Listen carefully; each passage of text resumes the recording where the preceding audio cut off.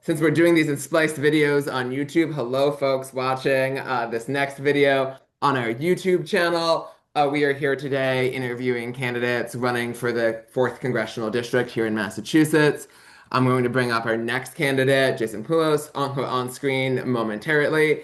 Jason, to kick this off, if you can take a couple minutes, tell us who you are, why you're running, and all of that you've probably done many times on the stump. Hi, Jonathan, and thanks for inviting me. My name is Jason Poulos. I'm running for Congress in the 4th District. I'm not a politician. I've never run for office before. An academic researcher. I have a PhD in political science from UC Berkeley, and I did a postdoc at Harvard Medical School in artificial intelligence and health policy. And so I'm deeply concerned about the role of artificial intelligence in our economy and our society. And one of the reasons why I'm running is because not many people in Congress right now are um, seem to be too concerned about the issue. Um, AI is believed to have displaced about 50,000 jobs last year, and it's projected about 7% of the entire workforce is going to be displaced due to AI in the coming decade. And so we need strong, progressive structural changes to to soften the blow of this crisis. And we have to really be prepared for, double-digit unemployment in the coming decades. Um, I'm a strong proponent of Medicare for all, so we have to decouple health insurance from employment. We already pay more per person for healthcare than any industrialized country. We have 27 million people uninsured. It's estimated that Medicare for All would save about $450 billion a year and save about 67,000 lives a year. We need a universal basic income to ensure that workers have a floor. And so that's why I support the Boost Act, which Representative Tlaib has introduced in Congress, which would provide a floor for uh, $250 a month for all adults in this country. And we could pay for a universal basic income through a corporate tax on automation. Um, and we could also think of universal basic income as a dividend from AI. So collectively, our output, our writing, our activities on the smartphone, it contributes to the training of large language models. And people deserve a income, a dividend from that output. Lastly, workers should have a seat at the table when it comes, especially when it comes to deciding how AI is deployed in their workforce. So there are two recent examples. One is the nurses union striking in New York City last summer, and one of their main concerns was that AI was being used to displace part of their job responsibilities, such as patient intake. And so that was one of the main concerns is that the hospital corporations were using AI to displace away some of their job responsibilities. And so that's one of the reasons why they went on strike. The second example is the 2023. Just super quick, since we have Yeah, questions to get to, I'm going to go to kind of if you can quickly wrap up the intro, and then we'll go to the next question. right. So just to finalize, workers deserve a seat at the table. That's why I support passing the PRO Act to strengthen collective bargaining rights for workers. Thank you. So we are here today, obviously, with Progressive Massachusetts. So for our next question, do you consider yourself progressive? And if so, how do you define the word progressive? I consider myself left progressive, and so in 2020, for instance, I knocked on doors for Bernie Sanders' presidential campaign. I was in Durham, North Carolina. Um, I was dispatched to parts of Durham that weren't left-leaning, although a lot of Durham is pretty liberal. And I got a chance to talk to actual people about their concerns and their issues. And one of the things that I kept on bringing up is Medicare for all and the fact that it will help save us from health insurance spending $450 billion a year. And that's important to people because healthcare is one of the top contributors to this affordability crisis. So people's health insurance premiums are rising year over year. I believe that universal healthcare in the form of Medicare for all is how we can address that part of the affordability crisis. Thank you. And over to Noah for our next question. Hi, Jason. My name is Noah. I'm a member of the Progressive Massachusetts Elections Committee, and Hello? I'm one of the first of a rotating cast that's going to ask you a question. Sure. Um, so I want to know, do you support abolishing ICE? And if so, why? And if not, why not?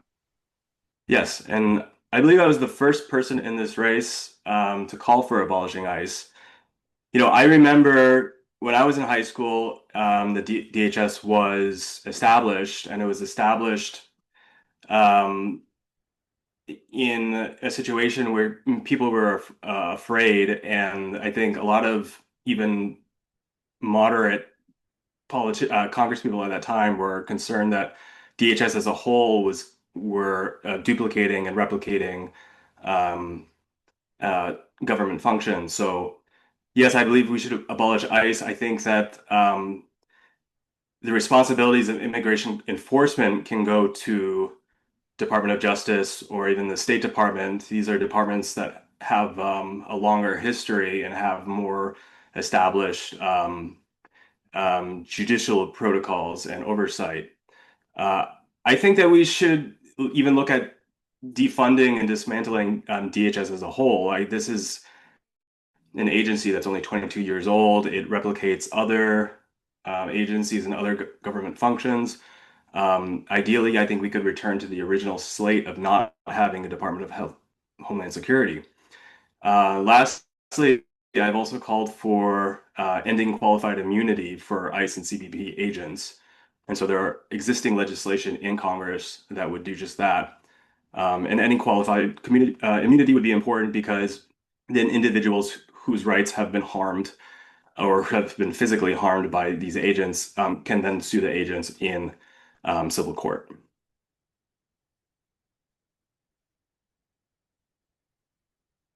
You Sure. And no, sure. Okay.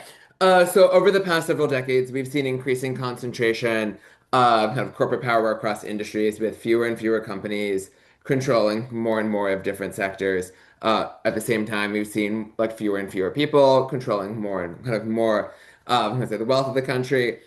Uh, if elected, what would be your top priorities for reining in corporate power and reducing income and wealth inequality, both in the district and around the country? Yes, it's a great question. My number one priority is overturning Citizens United, which is the disastrous Supreme Court decision that unleashed the floodgates of unlimited corporate PAC spending in this country. And there's a new oligarchy popping up in congressional races across this country happening right now. And that consists of AI and crypto and also APAC. And they're spending hundreds of thousands of dollars buying Congress people. And that's the reason why we don't have big structural changes in this country, such as Medicare for all, is because Congress people are being bought by these industries. So after passing Medicare for All Act, my number two priority is passing the Citizens Over Corporation Amendment, which is a constitutional amendment to overturn Citizens United.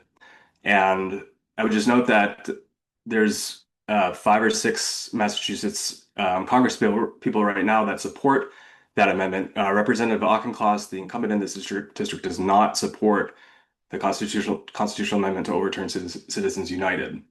Um, and he hasn't supported any amendments in his entire tenure to do this. Um, our campaign has taken the Unrig Washington campaign pledge: no corporate PACs, money, and congressional stock trading, and dark money in politics. And I'm also calling for a lifetime ban on congressional lobbying. So I think getting big money out of politics is instrumental in reducing the economic power of corporations and billionaires. Thank you. For our next question, in terms of things that have been getting worse over the past 2 decades, also the climate crisis. So, if elected, what would be your top priorities for addressing the climate crisis and for transitioning the US away from fossil fuels? Yeah, so number one, I'm deeply concerned about AI data centers. So there's the service providers have received requests for about 2 gigawatts of energy in recent years, and that's about 85% of uh, the entire energy consumption of Massachusetts households. And so these data centers not only consume a lot of energy, they deplete water usage, and they cause a lot of greenhouse gas emissions. And so we need federal regulations now to address this issue. It's not enough to leave this issue to the state and local governments. And so there are a few avenues to do so. I support the Clean Cloud Act, which would um, issue carbon fees onto um, existing data centers. I support Senator Sanders' call for a moratorium on the construction of new data centers, and I support federal regulations requiring data centers to report their water consumption, their energy usage. So currently, there's no federal regulation mandating that data centers even report how much energy they are using. Um, and lastly, I do support the Green New Deal, which would invest millions of dollars into um, new green jobs. Thank you. I'm going to tag in Max for the next question. Hello. In light of discriminatory anti-trans legislation on both the state and federal level, would you fight for trans people in Congress, especially trans youth who are among the most vulnerable right now? And if so, how would you do it? Yes. The answer is yes, I would fight for trans youth. And one of the things that I'm doing in this campaign is I'm calling out on these bad internet legislation. One of it's called KOSA, the Kids Online Safety Act. And what KOSA does and why it's of concern to LGBTQ and trans communities is that it imposes this duty of care framework, and it mandates uh, it mandates platforms, social media platforms, to regulate themselves essentially, and it also gives a lot of control over what is deemed harmful on the internet to the FTC chair. Now, the FTC chair under Trump is a man named Andrew Ferguson, who has previously said that he himself believes that um, LGBTQ content is harmful to children. COSA is also championed by the Heritage Foundation, which also believes that LGBTQ content is harmful to children. Marsha Blackburn is a co-sponsor in the Senate. Marsha Blackburn has said this much that she is pushing this bill in order to get LGBTQ content off the internet. And Representative Auchincloss is a main supporter in the House of Representatives. And he's doing it for different reasons, I believe, but it has the effect of ridding.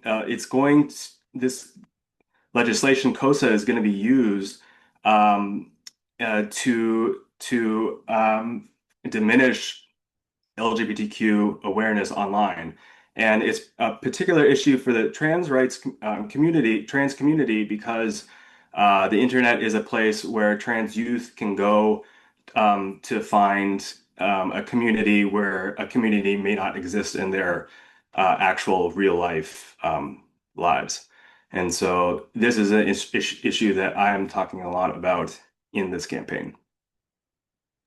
Thank you. I'm going to tag in Ziba for the next question.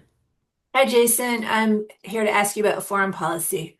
So the first is about the war in Iran. Many Democrats have opposed U.S. military action against Iran, primarily on the grounds of lacking congressional authorization, but then voted immediately for a resolution labeling Iran the leading state sponsor of terrorism, a vote that was designed to justify military action.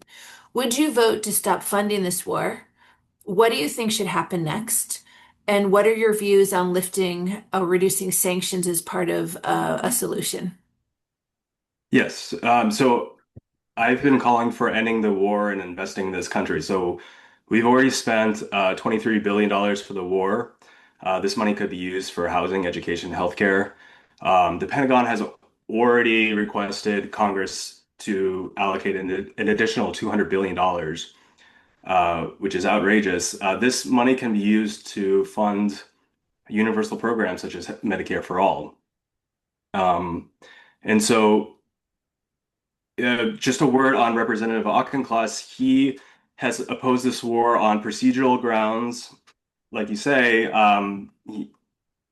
and he's also opposed this war on strategy grounds. He doesn't believe that the regime change is being affected um, well enough. And I think that's the wrong approach. Personally, I believe this war has no value at all. And that's why I'm calling for its immediate end. And in terms of sanctions, I don't believe that sanctions are also in the interest of the United States, the American people. Um, this war as a whole is not in the national interest, and so that's why I would call for the end of the war and the end of sanctions. I Okay. would Um, Go I would ahead. also add that our campaign has been endorsed by Organized for Peace for its pro-peace and pro-democracy positions. Thank you. Sticking with the Middle East, do you believe that Israel's actions in Gaza and the West Bank constitute a genocide? And if so, what do you think the U.S. role should be? Would you vote to end all U.S. military aid to Israel, whether labeled offensive or defensive weapons? Yeah, so I do believe that the actions of the Israel's government in Gaza constitutes a genocide. I believe that their actions in the West Bank constitutes apartheid. Um, we have laws in this country, the Leahy Law is one of them, which prohibits sending foreign aid to countries that are in gross human rights violations. And I think it's been demonstrated um, by our own governments, and it's being demonstrated in foreign governments. I mean, in the international courts, that these human rights abuses have happened. I would point out that Representative Auchincloss has voted for almost every spending bill to send arms to Israel. Most recently, he's voted for 3.3 billion above what was previously allocated. And what's worse is that the bill also prohibited funding from the ICC, the ICJ. So these are the international courts of law that are responsible for adjudicating whether human rights abuses occurred in the first place. Our government's not doing that. And it also prohibited funding from UNRWA, which was the only um, international aid organization, nonprofit aid organization administering aid in Gaza. And so what do we have now? We have government contractors who are administrating aid in Gaza. One of them is Palantir. Palantir just donated last year $25,000 to Representative Auchincloss. I don't think that's a coincidence. Um, AIPAC has contributed about $1 million to Representative Auchincloss since he was first elected. And so I do think there's a correlation between his votes on this issue and his campaign receipts.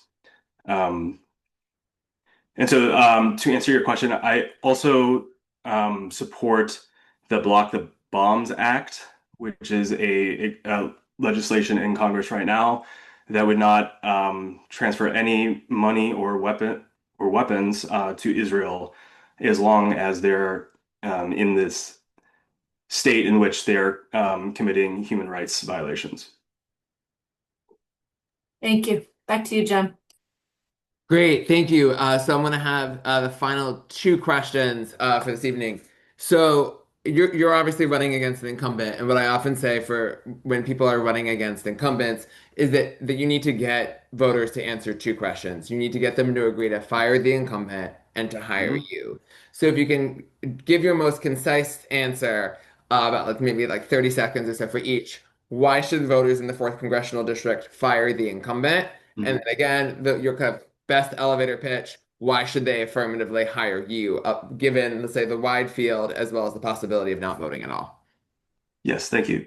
So I'm making the case against the incumbent on um, his inability to confront the issue of big money in politics. He does not support a constitutional amendment to overturn Citizens United. He's one of the only representatives in the Massachusetts delegation not to support that constitutional amendment. Um, and he doesn't because he's a top recipient of corporate PAC money. He's also a top recipient of funds from the pharmaceutical industry. And one of the first things he did in Congress was voted against expanding Medicare drug price negotiation. And he did so using pharmaceutical lobby talking points. Um, in terms of an affirmative case, this race is really a choice between big progressive change and small incremental change. The incumbent in this race cannot support big progressive change because he is captured by the industries and he's only speaking to the donor class. Our campaign is completely funded by small dollar donations. We have an average donation of about $35. Um, I've taken pledges not to accept corporate PAC money. I've taken pledges not to accept money from healthcare executives. I've taken a pledge not to accept money from Palantir executives. And so I think that presents a stark and a clear choice for this race. Great, thank you. And for the final question we have here, so we here at Progressive Mass are in the midst of discussing our own endorsement process for this race. So I always like to end by turning it back to the candidates. How do you decide when and whether to support a candidate in a given race? What have been, let's say, your kind of assessment metrics, rubrics, kind of questions when deciding whether or not to support, like to publicly support or even vote for a candidate? Yeah, so I like many voters, I look at a candidate's values, and so what are my values? So like I said, I'm committed to not taking big corporate money or really big money at all. We have an average contribution of $35. Our campaign itself is totally staffed by volunteers, so we have no paid staff. There are no consultants writing the words that I'm saying. It all comes from within, from what I believe. And so I think that that type of authenticity is what is going to attract voters. And that's what I look for when I look at races. Great. Well, thank you, Jason. Thank you so much for spending some time with us this evening. Can we get a round of Zoom applause for Jason? Thank you so much.